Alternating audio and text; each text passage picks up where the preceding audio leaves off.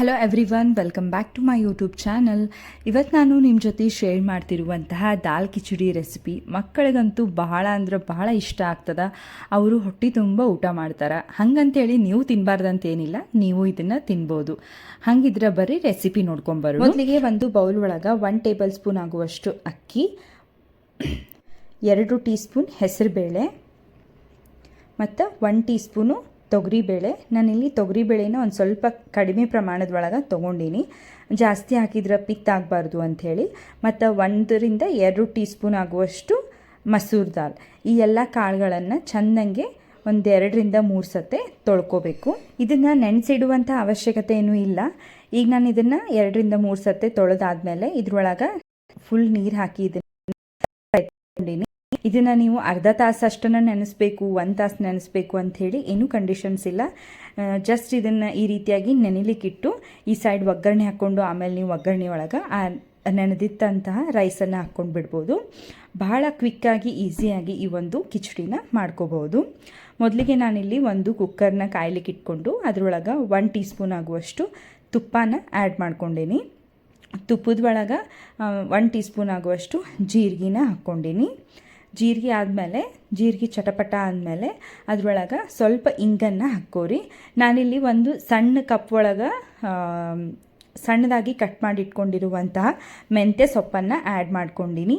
ನೀವಿಲ್ಲಿ ಮೆಂತ್ಯ ಸೊಪ್ಪು ಬದಲು ಪಾಲಕ್ ಹಾಕ್ಬೋದು, ಆಲೂಗಡ್ಡೆ ಹಾಕ್ಬೋದು, ಕ್ಯಾರೆಟ್ ಹಾಕ್ಬೋದು, ಸ್ವೀಟ್ ಪೊಟ್ಯಾಟೋನು ಸಹ ಇದ್ರೊಳಗೆ ನೀವು ಆ್ಯಡ್ ಮಾಡ್ಕೋಬೋದು. ಈ ರೀತಿಯಾಗಿ ಬಹಳ ನಿಮ್ಗೆ ಯಾವ್ದು ಬೇಕು ಆ ತರಕಾರಿನ ಇದ್ರೊಳಗೆ ಆ್ಯಡ್ ಮಾಡ್ಕೋಬೋದು. ಅಕಸ್ಮಾತಾಗಿ ಏನು ತರಕಾರಿನೇ ಇಲ್ಲ ಅಂತಂದ್ರೆ ಬರೀ ಇಂಗು, ಉಪ್ಪು, ಜೀರಿಗೆ ಹಾಕ್ಕೊಂಡು ಈ ಒಂದು ದಾಲ್ ಕಿಚಡಿನ ಮಾಡ್ಕೋಬೋದು. ಸೊ ಇಷ್ಟಾದಮೇಲೆ ನಾನು ಅದರೊಳಗೆ 1 ಚಿಟಿಕೆ ಆಗುವಷ್ಟು ಅರಿಶಿನ, ಒಂದು ಸ್ವಲ್ಪ ಉಪ್ಪನ್ನು ಹಾಕ್ಕೊಂಡಿನಿ. ಈಗ ಅದರೊಳಗೆ ಇಲ್ಲಿ ನೆನೆಸಲಿಕ್ಕೆ ಇಟ್ಟಿರುವಂತಹ ದಾಲ್ ಮತ್ತು ರೈಸ್ ಏನದಲ್ಲ ಅದನ್ನೆಲ್ಲನೂ ಆ್ಯಡ್ ಮಾಡ್ಕೊಂಡಿನಿ. ಇಲ್ಲಿ ನೋಡ್ರಿ 1 ಕಪ್ ಆಗುವಷ್ಟು ನೀವು ಅಕ್ಕಿಯನ್ನು ತೊಗೊಂಡಿದ್ರಿ, ದಾಲ್ ಮತ್ತು ಅಕ್ಕಿನ ತೊಗೊಂಡಿದ್ರಿ ಅಂತಂದ್ರೆ ಅದಕ್ಕೆ ಸುಮಾರು 2 ರಿಂದ 2 ಅರ್ಧ ಕಪ್ ಆಗುವಷ್ಟು ನೀರನ್ನು ಹಾಕಬೇಕು. ಅಂದರೆ ಅದ್ರದ್ದು ಕನ್ಸಿಸ್ಟೆನ್ಸಿ ಕರೆಕ್ಟಾಗಿ ತಿನ್ನಿಸ್ಬೇಕಾದ್ರೆ ಕರೆಕ್ಟಾಗಿ ಬಂದುಬಿಡ್ತದೆ. ಮತ್ತು ನೀವು ಅದರೊಳಗೆ ಹಾಲು, ಮೊಸರು ಅಥವಾ ನೀರು ಏನು ಆ್ಯಡ್ ಮಾಡುವಂಥ ಪ್ರಶ್ನೆ ಬರೋದಿಲ್ಲ. ಸೊ ಈಗ ನೋಡಿರಿ ಇದ್ರೊಳಗೆ ನಾನು 2 ಅರ್ಧ ಕಪ್ ನೀರನ್ನು ಆ್ಯಡ್ ಮಾಡ್ಕೊಂಡಿನಿ. ಇಷ್ಟೇ, ಈ ದಾಲ್ ಕಿಚಡಿ ಪ್ರಿಪೇರ್ ಆಗೋಯಿತು. ಇದನ್ನು ಈಗ 4 ರಿಂದ 5 ವಿಸಿಲ್ ಮಾಡ್ಕೊಳ್ಳಿಗತ್ತೀನಿ.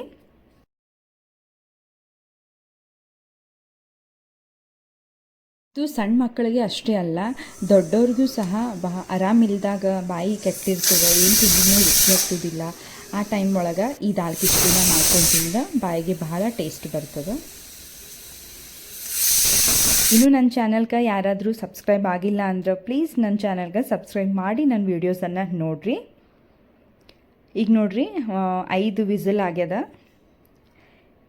ಈಗ ನಾನು ಕುಕ್ಕರ್ ಓಪನ್ ಮಾಡ್ಲಿಕತ್ತೀನಿ. ನೀವು ನೋಡ್ಬೋದು ಕನ್ಸಿಸ್ಟೆನ್ಸಿ ಎಷ್ಟು ಕರೆಕ್ಟಾಗಿ ಬಂದದ ಅಂಥೇಳಿ. ಇದು ರೈಸು ಈ ಕನ್ಸಿಸ್ಟೆನ್ಸಿ ಒಳಗೆ ಇರೋದ್ರಿಂದ ಸಣ್ಣ ಮಕ್ಕಳು ಬಹಳ ಬೇಗ ಊಟ ಮಾಡ್ತಾರೆ. ಅವರಿಗೆ ಬಹಳ ಸುಲಭ ಆಗ್ತದೆ ಊಟ ಮಾಡಲಿಕ್ಕೆ.